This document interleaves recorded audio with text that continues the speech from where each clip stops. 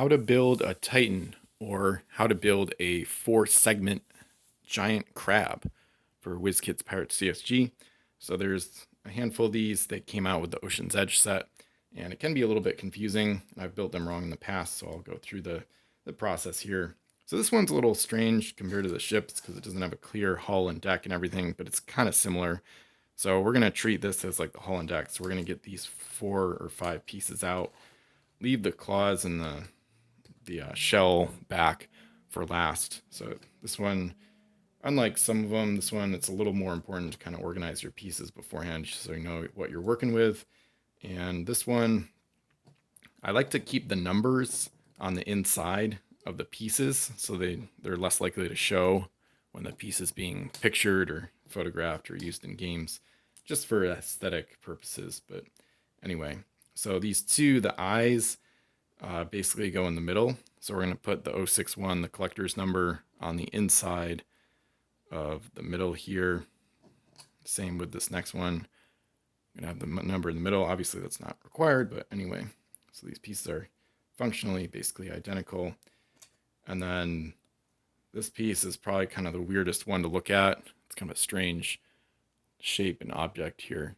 But anyway, so this part, that open tab, I guess it's probably the deepest tab slot of the 3. That one goes up into this base part, so that when it's all the way up, you're going to have this little part sticking up that's going to hook into the shell. So kept the collector's number on the inside, and then that's going to be the same for the other side here. So those go in like that. And then at this point, we can attach the shell or the back.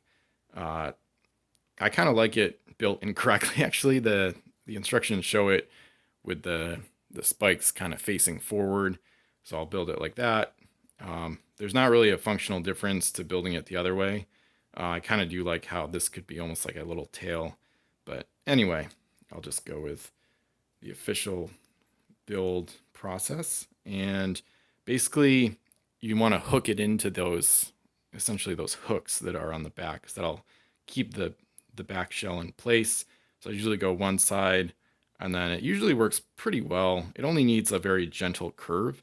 And then one thing you can do to, once it's on there, you can I usually kind of push this base, these middle base parts forward gently a little bit and try to slide that back farther into the hooks so it's less likely to slip out or pop out once you have it constructed.